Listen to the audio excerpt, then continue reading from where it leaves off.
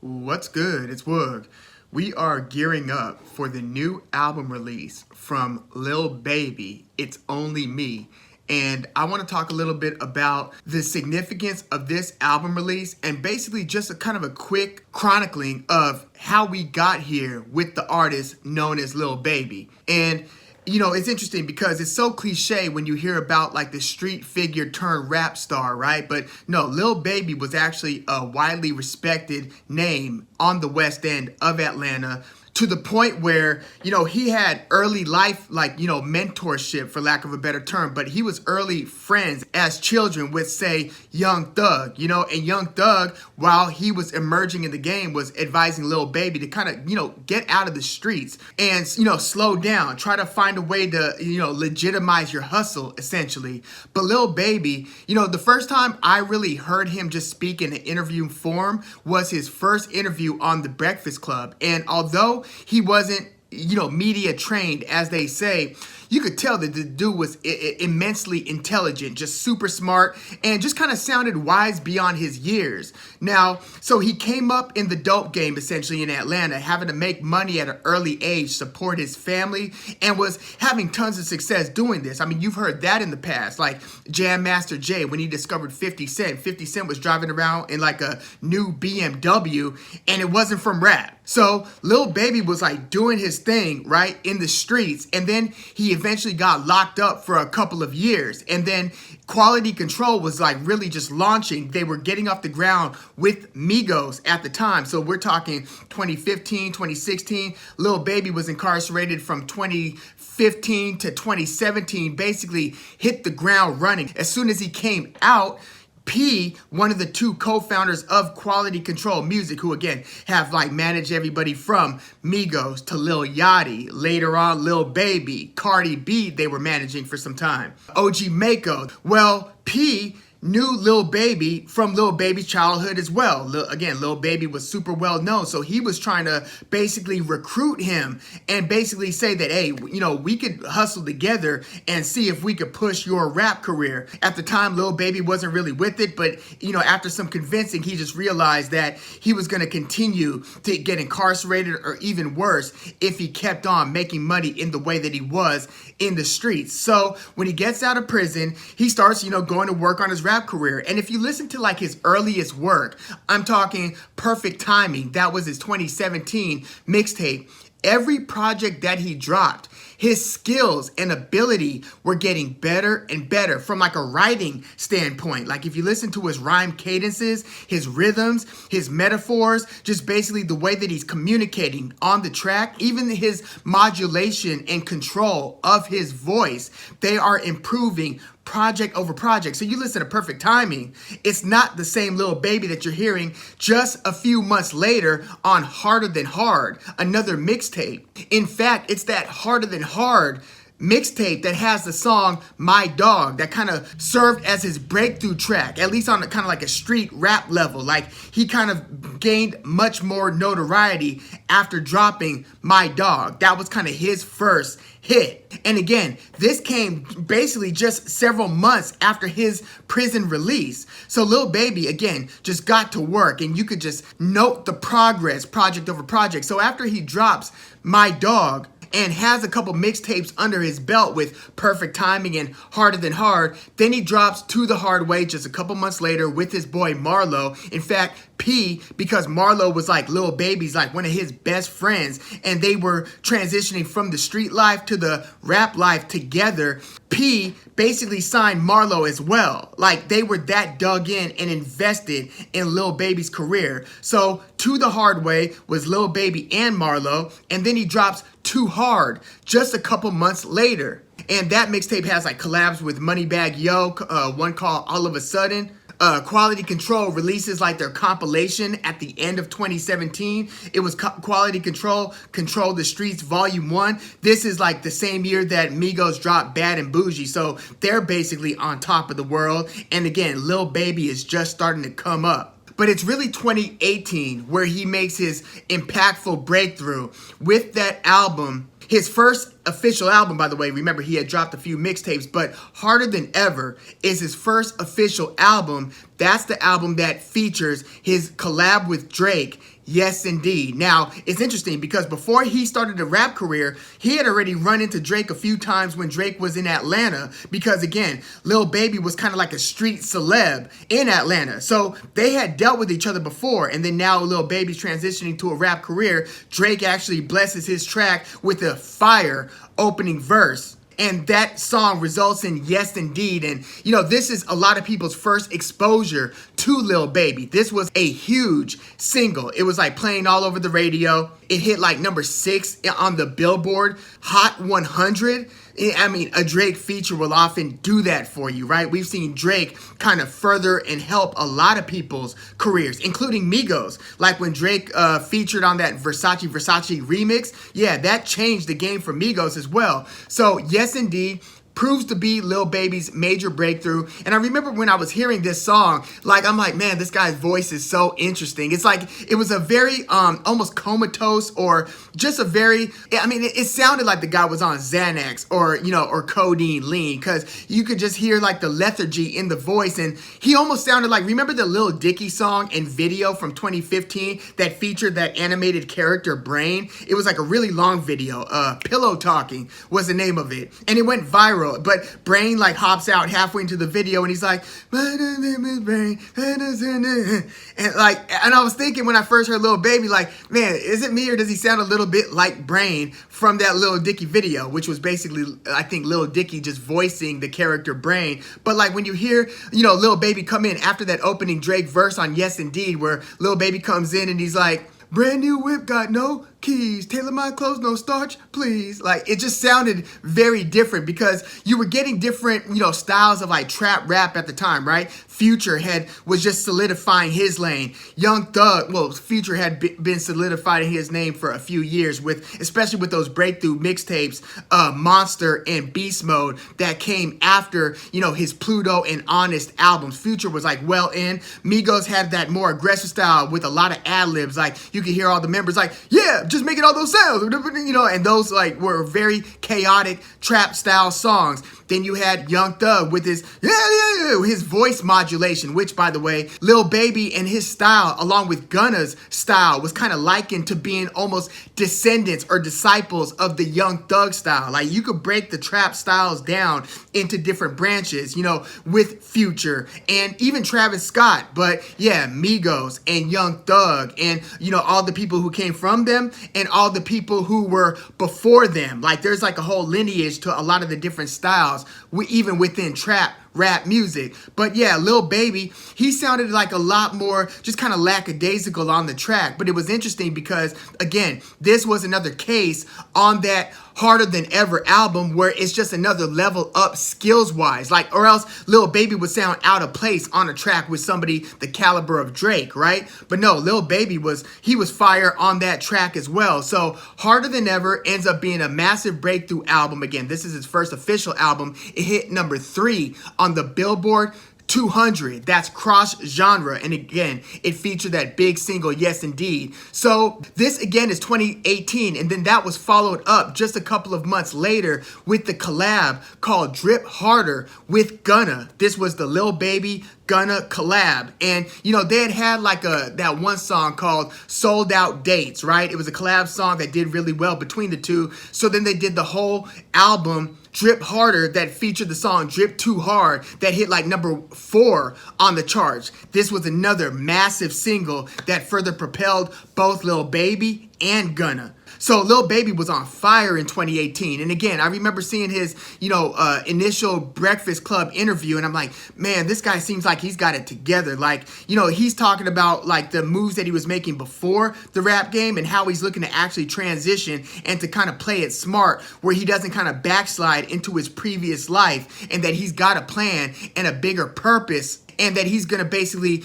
do this the right way, and he's really looking at this from a macro standpoint. So yeah, there was always something a little bit different about Lil Baby and the way that he was approaching the game. So now he's already a big star. This is, again, 2018, and you wonder, is this gonna be like a flash in the pan situation? Because sometimes when people are coming in the game with like new styles, it could last for like a hot minute, and then within like 2 to 3 years, they are like off the map. Like, I mean, I remember Sheck West. Remember that big single that he had? Or, I mean, the Baby, obviously, he had controversial reasons why his career seems to be sliding, but Baby was just on top of the world just a couple of years ago, and now he just released an album, and not too many people seem to care about it. So these things happen fast, and I mean, it's a countless list of rappers who come into the game heavy, I mean, in all genres, but especially rap, because unfortunately it feels like a young man's sport, and it just seems like the public is kind of fickle in terms of what the new the new shiny name in the game is, where everybody's like, oh no, this is the new hot thing. Well, it's one thing to be the hot thing for the moment, but then can you extend that into a 5 or 10 year or a 10-year plus career? Are you going to be the flash in the pan, or are you going to be like a Ludacris or Rick Ross? Not to mention, the greatest of this particular generation, Drake, Kendrick Lamar, J. Cole, etc., Big Sean, right? Certain people have extended careers and others just come and go. So the question was, which is Lil Baby going to be, especially given the novelty of his voice and style? Well, he pretty much answered that, I feel, with his work over the next couple years. Several major features. He had that feature with like DaBaby on Quality Control's second Control the Streets compilation, and that was in 2019. And then at the turn of 2020, and by the way, he also dropped what I had thought was an album, but I guess it was just a commercial mixtape towards the end of 2018 called Street Gossip. So in 2018, again, he has a Yes Indeed single. He has the Harder Than Ever album. He's got the Drip Harder album with Gunna, and then he's got Street Gossip at the end of 2018. So again, that is kind of his landmark year. And then he's got several features in 2019. Turn the page to 2020. He comes out with his album, My Turn. And this was basically his close-up. This was his crossover mainstream moment. Ends up probably being his best and most consistent album, I would say. I think it, as good as I thought he was coming off on Harder Than Ever, and on Harder Than Ever, he, again, exceeded my expectations in terms of how good he was lyrically and how good he could vary up his flow. Like, he's becoming an expert level rapper, like, period. Like, even if you listen to what he's saying line over line, I mean, these are basically a bunch of haikus, like just a lot of street philosophy and a lot of wisdom line over line as well. Not to mention a lot of humor and just, some of the stuff is kind of cold-blooded, but it's very thoughtful every step along the way, damn near. So My Turn, I felt, was his best album, but this was released in February of 2020. And what happened 1 month later? That was a pandemic shutdown. So what was supposed to be Lil Baby's like breakthrough album, I mean, he had already had the breakthrough moments with the singles and his prior album, but this was supposed to be like everything kind of reaching to that pinnacle, that fever pitch. My Turn was basically signifying that, okay, I've played the back, I've been, kind of patiently coming up, even though the ascension was pretty rapid. I mean, we're talking 2017, and then by 2018, he went from having his debut Perfect Timing to having Yes Indeed and Harder Than Ever, right? So My Turn drops in February 2020, but he doesn't even get a chance to tour the album. And that's really where you make like the bulk of the money. That's really where your fame just grows, because the album is growing with the tour. You've got the videos that are coming out and so forth. So, he parlayed this into a big career moment, but it still isn't as big as it could have been without the pandemic. However, around the same time of the pandemic, when you have the killings of like George Floyd and Breonna Taylor, and that whole June of 2020, he drops an album that ends up being a part of the deluxe re-release of the My Turn album, and that song was The Bigger Picture. And this was basically Lil Baby's like very conscious song, conscious video, and he's basically just riding around on a bike. He's got a bunch of people behind him with signs, and he's basically making a protest style song. Very smart song, very conscious. And this essentially spotlights another side of Lil Baby. And a lot of people knew that he had that in him, but it took a song like The Bigger Picture, which, by the way, was like Grammy nominated. It was nominated for the Grammys for Best Rap Performance and Best Rap Song. Didn't win either, but nominated for both. And he has won other awards and other award shows. And I think he, got a win for Hurricane, which won Best Melodic Rap Performance. It was a Kanye song off of Donda that Lil Baby was featured on. So again, Lil Baby has had a lot of successful features as well, including On the Road from Post Malone's Hollywood's Bleeding, For the Night. That was the posthumous release of Pop Smoke from Shoot for the Stars, Aim for the Moon. For the Night was the one with Pop Smoke, Lil Baby, and DaBaby. That one was commercially successful, charted at number 6 on the Hot 100. So Lil Baby has his share of successful features. But again, The Bigger Picture song was a turning point, as was that album, My Turn, even though he didn't get the full chance to tour this. So and then in 2021, he released a collab album with Lil Durk, basically one of Chicago's finest. Basically, he's like a Gucci Mane of Chicago in terms of the respect that he has in the streets and in the rap industry. Lil Durk is pretty much a phenomenon when you think about his backstory. But Lil Baby has a collab album with Lil Durk called The Voice of the Heroes. This album, like My Turn, hits number 1 on the album chart, the Billboard 200. So now Lil Baby has 2 number 1 albums when you consider his collab with Lil Durk, his My Turn album, and then he hit number 3 with the Harder Than Ever album, and then he hit number 4 with that Gunna album collab, Drip Harder, and even that Street Gossip hit number 2 on the charts. So Lil Baby is now starting to have more and more success, on the charts. And even that Voice of the Heroes album with Lil Durk had a couple very good singles as well. So Lil Baby, now that he's about to release It's Only Me, this kind of seals the deal. If he delivers on this album,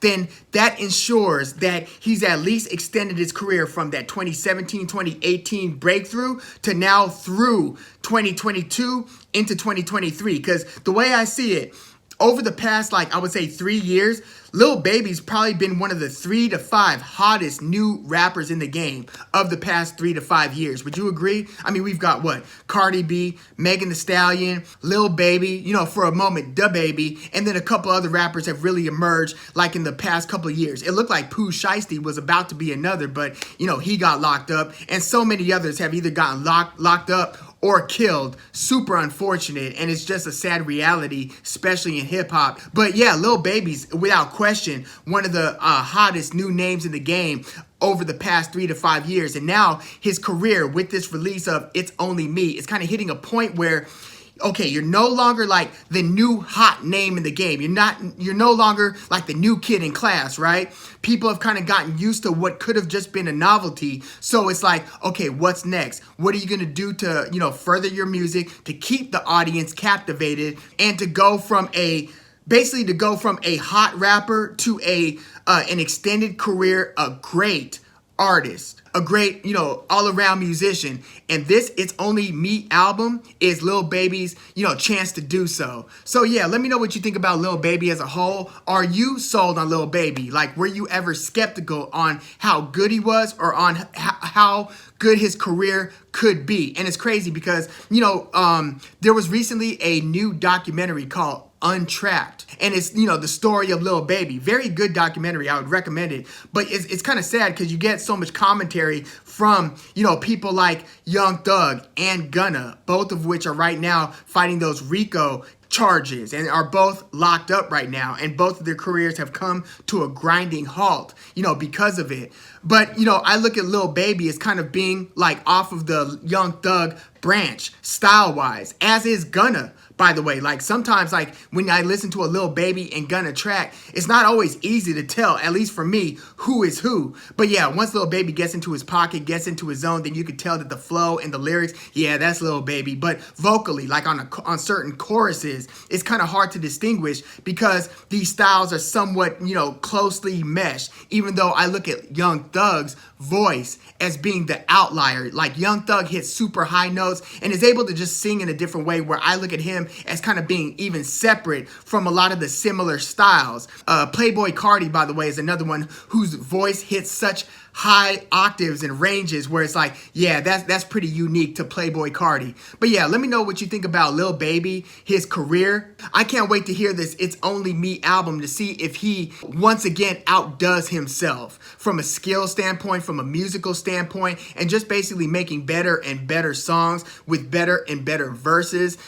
Like, I remember when, you know, Lil Wayne over the course of several years went from being basically like the youngest and fourth hot boy, where he was basically like, you know, making songs like You Better Run For It, Run For It, Run on like the Juvenile album. And he's, I think, on, you know, other songs like Bling Bling, or at least on the singles version, and on, you know, Flossin' Season, and several other songs on like 400 Degrees album. And then he had his own solo albums, and you could tell project over project, especially when he started dropping like, you know, the Carter 1 or the Drought 1, 2, those mixtapes, Lil, and the dedications, and then starting to feature on everybody's songs, killing it. You could hear Lil Wayne rapidly like improving his pen game and becoming like a bona fide lyricist, to where, you know, he, you know, once upon a time was really what he said he was gonna be, which was the greatest rapper alive. Lil Wayne really got there. I'm not saying that Lil Baby is showing the same types of, you know, skills and abilities. I mean, Lil Wayne was just jumping off the page with extraordinary